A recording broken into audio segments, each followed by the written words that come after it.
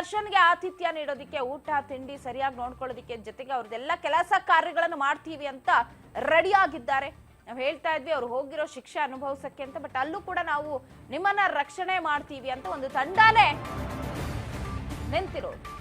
Wilson garden ನಾಗ cycle Ravi ನಡುವೆ ದರ್ಶನ್ಗಾಗಿ ಪೈಪೋಟಿ ನಡೀತಾ ಇದೆ.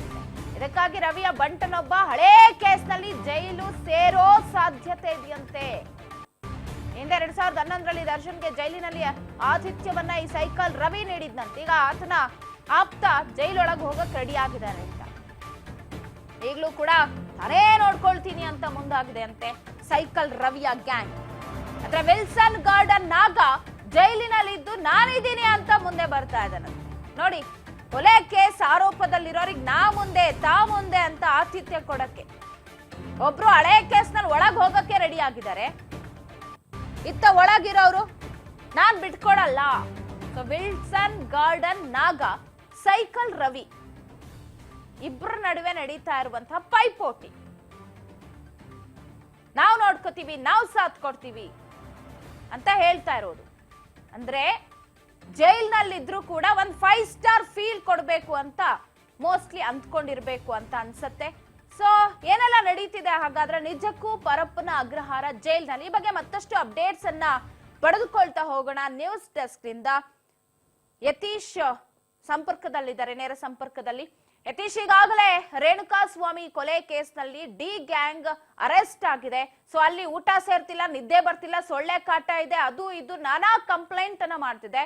ಬಟ್ ಈಗ ದರ್ಶನ್ ಅವ್ರನ್ನ ಸೇಫ್ ಮಾಡ್ಬೇಕು, ಅವರಿಗೆ ರಾಜಾತಿಥ್ಯವನ್ನ ಕೊಡ್ಬೇಕು ಅಂತ ಹಳೆ ರೌಡಿ ಟೀಮ್ ರೆಡಿ ಆಗಿದೆ ಅಂತ ಏನೆಲ್ಲ ಇನ್ಸೈಡ್ ಸ್ಟೋರಿ ಸಿಗ್ತಾ ಇದೆ ಕುರಿತು ಅಂತ?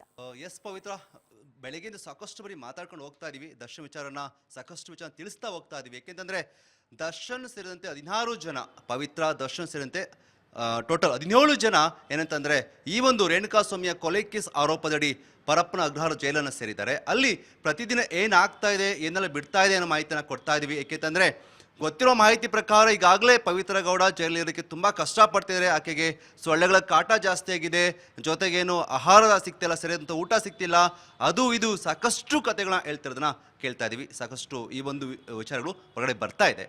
ಅದಲ್ಲದೆ ಸಾಕಷ್ಟು ಒಂದು ಕ್ಯೂರಿಯಾಸಿಟಿ ಹುಟ್ಟುಹಾಕಿದ್ದು ಏನಪ್ಪ ಅಂತಂದರೆ ದರ್ಶನ್ಗೋಸ್ಕರ ಇಬ್ಬರು ರೌಡಿ ಗ್ಯಾಂಗ್ ಈಗ ಒಡೆದಾಟಕ್ಕೆ ಇಳಿದಿರೋದು ಅಂತ. ಎಸ್, ದರ್ಶನ್ ಅವರು ಜೈಲ್ ಪಾಲಾಗಿದ್ದಾರೆ. ಅದಕ್ಕೋಸ್ಕರ ಇಡೀ ಅವ್ರ ಅಭಿಮಾನಿ ಬಳಗ ಹೊರಗಡೆ ನಿಂತ್ಕೊಂಡು ಕಣ್ಣೀರಾಗ್ತಾ ಇದೆ.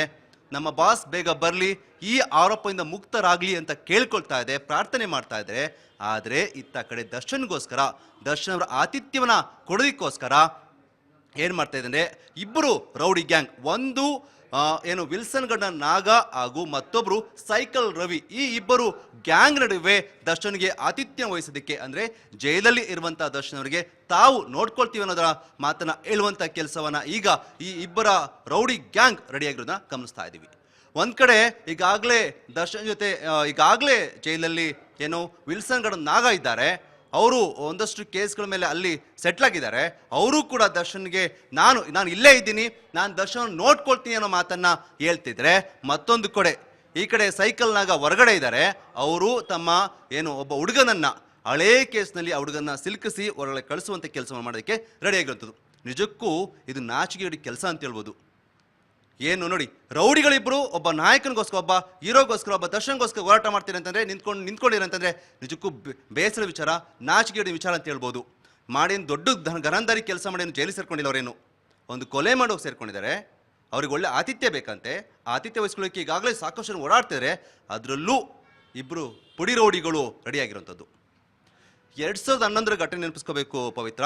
2011ರಲ್ಲೂ ಕೂಡ ದರ್ಶನ್ ಅವರು ಹೆಂಡತಿಗೆ ಹೊಡೆದು ಜೈಲು ಪಾಲಾಗಿದ್ರು. 1 ತಿಂಗಳ ಕಾಲ ಜೈಲು ಸೆರೆವಾಸನ ಅನುಭವಿಸಿದ್ರು. ಆ ಟೈಮಲ್ಲಿ ಇದ್ದಂಥದ್ದು, ಆ ಟೈಮಲ್ಲಿ ಪರಪ್ಪನ ಅಗ್ರಹಾರದಲ್ಲಿ ಇದ್ದಂಥದ್ದು ಸೈಕಲ್ ರವಿ. ಆ ಟೈಮಲ್ಲಿ ಒಂದಷ್ಟು ಕೇಸನ್ನು ಮಾಡಿಕೊಂಡು ಜೈಲಲ್ಲಿರ್ತಾರೆ. ಆಗ ದರ್ಶನ್ ಅವರ ಆತಿಥ್ಯ ವಹಿಸ್ಕೊಂಡಿದ್ದು, ಅವ್ರು ಹೋಗೋದು ಬರೋದು, ಅವ್ರ ಊಟ ತಿಂಡಿ, ಕೂತ್ಕೊಳ್ಳೋದು ನಿಂತ್ಕೊಳ್ಳೋದು, ವಾಟ್ ಎವರ್ ಇಟ್ ಈಸ್, ಏನೇ ಕೆಲಸ ಇರಲಿ ಅದೆಲ್ಲದನ್ನು ಕೂಡ ವಹಿಸ್ಕೊಂಡಿದ್ದು ಸೈಕಲ್ ರವಿ ಅನ್ನೋದು ವಿಚಾರ ಗೊತ್ತಿರುವಂಥದ್ದು. ಸೊ ಅದು ವಿಚಾರ ಹೊರಗಡೆ ಬಂದಿತ್ತು, ಸುದ್ದಿಯಾಗಿತ್ತು. ಈಗಲೂ ಕೂಡ ಅವನ ಆತಿಥ್ಯನ ವಹಿಸ್ಕೊಳ್ಳೋದಕ್ಕೆ ಇಬ್ಬರು ರೌಡಿಗಳು ರೆಡಿ ಆಗಿದ್ದಾರಂತೆ. ಅದಕ್ಕೋಸ್ಕರ ಸೈಕಲ್ ರವಿ ಈಗ ಜೈಲಲ್ಲಿಲ್ಲ, ತಮ್ಮ ಸಹಚರನ್ನ ಕಳಿಸಿ ಅವರನ್ನ ನೋಡ್ಕೊಳ್ಬೇಕು, ದರ್ಶನ್ ಅವ್ರಿಗೆ ಯೋಗಕ್ಷೇಮ ನೋಡ್ಕೋಬೇಕು ಅನ್ನೋ ವಿಚಾರಕ್ಕೋಸ್ಕರ ರೆಡಿಯಾಗಿ ನಿಂತಿದ್ದಾರಂತೆ. ಮತ್ತೊಬ್ರು ಅಲ್ಲೇ ಇರುವಂತಹ ಏನು ವಿಲ್ಸನ್ ಗಾರ್ಡನ್ ನಾಗ ಕೂಡ ರೆಡಿಯಾಗಿರುತ್ತೆ. ಹೀಗೆ ಇಬ್ಬರು ರೋಡಿಗಳ ನಡುವೆ ಪೈಪೋಟಿಗೆ ಬಿದ್ದಿದ್ದಾರೆ. ನಾನು ದರ್ಶನ್ ನೋಡ್ಕೊಳ್ತೀನಿ ಅಂತ ಇಬ್ಬರು ಜಗಳಕ್ಕೆ ಬಿದ್ದಿರೋದನ್ನ ಗಮನಿಸಬಹುದಾಗಿದೆ. ಪವಿತ್ರ, ಖಂಡಿತ ಯತೀಶ್, ನೀವು ಹೇಳ್ದಂಗೆ ಈ ವಿಚಾರ ನಿಜಕ್ಕೂ ತಲೆ ತಗ್ಗಿಸುವ ನಾಚಿಕೆಗೇಡಿನ ವಿಚಾರ ಅಂತ ಹೇಳ್ಬೋದು. ಯಾಕಂದ್ರೆ ಒಂದು ಕೊಲೆ ಕೇಸ್ ನಲ್ಲಿ ಹೋಗೋರ್ನ ಬಿಡಿಸ್ಕೊಂಡು ಬರೋದಿಕ್ಕೆ ಸಚಿವರ ಹಾದಿಯಾಗಿ, ಶಾಸಕರ ಹಾದಿಯಾಗಿ ದೆಹಲಿ ಮಟ್ಟ ತನಕ ಲಾಬಿ ಮಾಡ್ತಾರೆ, ಸಿಎಂ ಮೇಲೆ ಒತ್ತಡ ಹಾಕ್ತಾರೆ ಅಂದಾಗ್ಲೇ ನಮ್ಗೊಂದ್ ರೀತಿ ಶೇಮ್ ಅಂತ ಅನ್ಸಿತ್ತು. ಈಗ ರೌಡಿ ಶೀಟರ್ಗಳ ಸರದಿ ಅಂತಾನೆ ಹೇಳ್ಬೋದು. ಯಾಕಂದ್ರೆ ಈಗೇನು ಅವರು ಆರೋಪಿ ಅಂತ ನಾವೇನ್ ಹೇಳ್ತಾ ಇದೀವಿ, ಅಪರಾಧಿ ಅಂತ ಇನ್ನೂ ಕೂಡ ಸಾಬೀತಾಗಿಲ್ಲ. ಆದ್ರೆ ಇಲ್ಲಿ ತಪ್ಪು ಮಾಡಿರೋದಂತೂ ನಿಜ, ಅವ್ರು ಒದ್ದಿರೋದ್ ನಿಜ, ಅವ್ರ ಜೊತೆಗೆ ಇಡೀ ಗ್ಯಾಂಗ್ ಸಪೋರ್ಟ್ ಮಾಡಿರೋದು ಕೂಡ ನಿಜ ಅಂತ ಆದಾಗ ಈ ಕೊಲೆ ಕೇಸ್ ನಲ್ಲಿ ಯಾವ ತರ ಟ್ರೀಟ್ ಮಾಡ್ಬೇಕು ಹಂಗೆ ಮಾಡ್ಬೇಕಾಗತ್ತೆ. ಅಲ್ಲಿ ಹೋಗಿ ಅವರಿಗೆ 5 ಸ್ಟಾರ್ ಒಂದು ನಾವು ಫೆಸಿಲಿಟೀಸ್ ಕೊಡ್ತೀವಿ ಅಂತಂದ್ರೆ ಅವ್ರು ಹೊರಗಿದ್ದೇನು ಒಳಗಿದ್ದೇನು ಅನ್ನೋ ಪ್ರಶ್ನೆ. ಸೊ ನೀವು ಏನು ಹೇಳ್ತೀರಿ, ಪವಿತ್ರ ಗೌಡ ಏನು ಆರೋಪ ಮಾಡಿದ್ದಾರೆ, ಇವರೇನಾದರೂ 5 ಸ್ಟಾರ್ ಹೋಟೆಲ್ಗೆ ಹೋಗಿದ್ದಾರಾ, ಏನಾದರೂ ಪಿಕ್ನಿಕ್ ಹೋಗಿದ್ದಾರಾ, ಏನು ಟ್ರಿಪ್ ಮಾಡ್ಕೊಬರ್ಕ್ ಹೋಗಿದ್ದಾರಾ? ಇಲ್ವಲ್ಲ. ಇವ್ರು ಹೋಗಿರೋದು ಕೊಲೆ ಆರೋಪದಡಿ ಜೈಲಿಗೆ ಹೋಗಿರೋದು. ಅವ್ರು ಜೈಲಲ್ಲಿ ಏನೆಲ್ಲ ಸೌಕರ್ಯ ಕೊಡೋಕ್ಕಾಗತ್ತೆ ಸರ್ಕಾರ ಅದು ಕೊಡ್ತಾ ಇದೆ. ಆದರೆ ಅದು ಸರಿ ಇಲ್ಲ, ಇದು ಸರಿ ಇಲ್ಲ, ಸೊಳ್ಳೆ ಕಡಿಯುತ್ತೆ, ಊಟ ಸರಿ ಇಲ್ಲ, ಅಮ್ಮ ಬಂದಿಲ್ಲ, ಅಪ್ಪ ಬಂದಿಲ್ಲ, ಮಗಳು ಬಂದಿಲ್ಲ, ಮಗ ಬಂದಿಲ್ಲ, ವಾಟ್ ನಾನ್ಸೆನ್ಸ್ ಇದಲ್ಲ ಅಂತ ಅನಿಸುತ್ತೆ. ಆ್ಯಕ್ಚುಲಿ ನೀನು ಹೋಗಿರೋದು ಏನಕ್ಕೆ ಹೋಗಿದೆಯಮ್ಮ? ಜೈಲಲ್ಲಿ ನೀನು ಮಾಡಿದ ತಪ್ಪಿಗೆ ಶಿಕ್ಷೆ ಅನುಭವಿಸೋಕೆ ಹೋಗಿದ್ಯಾ, ಶಿಕ್ಷೆ ಅನುಭವಿಸ್ಕೊಂಡು ಬಾ ಅಂತ ಹೇಳ್ತಿದ್ರೆ ಅದಕ್ಕೋಸ್ಕರನೇ ಕೇಳಿ ಒಂದು ಘಟನೆ ಹೇಳಲೇಬೇಕು ಪವಿತ್ರ ಈ ಸಂದರ್ಭದಲ್ಲಿ. ಏನಂತಂದರೆ ಮೊನ್ನೆ ಅಷ್ಟೇ ದರ್ಶನ್ ನೋಡ್ಕೊಂಡು ಬರೋದಕ್ಕೆ ಅವರ ಹೆಂಡತಿ ವಿಜಯಲಕ್ಷ್ಮಿ ಹೋಗಿರ್ತಾರೆ, ಅವರ ಮಗ ವಿನೀಶ್ ಹೋಗಿರ್ತಾರೆ. ಆ ಸಂದರ್ಭ ಒಂದಷ್ಟು ಘಟನೆಗಳು ನಡೆದಿದ್ದನ್ನು ನಿಮಗೆಲ್ಲ ವಿವರಣೆ ಮಾಡಿದ್ದೀವಿ. ಅದು ಹೋದ ನಂತರ ಏನು ಪವಿತ್ರ ಗೌಡ ಅಲ್ಲಿ ಖ್ಯಾತಿ ತೆಗೆದಿರೋದು, ನನ್ನ ನೋಡೋಕ್ಕೆ ಯಾರೂ ಬಂದಿಲ್ಲ, ನನ್ನ ನೋಡೋಕ್ಕೆ ಯಾರೂ ಬರ್ತಾನವಿಲ್ಲ, ನನ್ನ ಅಪ್ಪ ಅಮ್ಮ ಬಂದಿಲ್ಲ, ಅಮ್ಮ ಬಂದಿಲ್ಲ, ನನ್ನ ಮಗಳು ಬಂದಿಲ್ಲ ಅಂತ ಏನು ಅವ್ರ ಫ್ಯಾಮಿಲಿ ಮೇಲೆ ಗರಂ ಆಗಿದ್ರಂತೆ.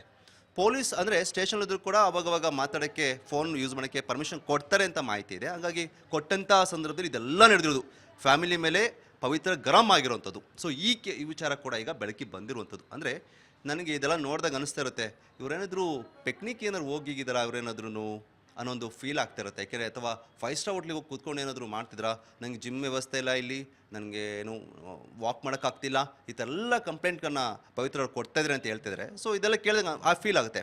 ಸೊ ಇದು ಒಂದು ಕಡೆ ಸಮಸ್ಯೆ. ಆದರೆ ಮತ್ತೊಂದು ಕಡೆ ದರ್ಶನ್ ಅವರು ಜೈಲಿಗೆ ಹೋಗಿರೋದಕ್ಕೆ ಅವರ ಅಭಿಮಾನಿಗಳು ಕಣ್ಣೀರನ್ನ ಹಾಕ್ತಿದ್ದಾರೆ. ನಮ್ಮ ನಮ್ಮ ನಾಯಕ ಹೊರಗಡೆ ಬರಲಿ, ಎಲ್ಲ ಕೇಸನ್ನು ಮುಕ್ತರಾಗಿ ವಾಪಸ್ ಬರಲಿ ಅಂತ ಬೇಡ್ಕೊಳ್ತಿದ್ದಾರೆ. ಸೊ ಇದೆಲ್ಲ ಒಂದು ಕಡೆ, ಈ ಕಡೆ ಹೊರಗಡೆ ಒಂದು ಕಡೆ ದರ್ಶನ್ಗೋಸ್ಕರ ಒಂದಷ್ಟು ಅಭಿಮಾನಿಗಳು ಮನೆ ಮಿಡಿತಾರೆ, ಒಳಗಡೆ ಇರುವಂಥ ರೌಡಿ ಅಭಿಮಾನಿಗಳು ಈ ಥರ ದಾನದಲ್ಲಿ ಮಾಡ್ತಾಯಿದ್ದಾರೆ ಅನ್ನೋ ಬರ್ತಿರೋದು ವಿಚಾರ.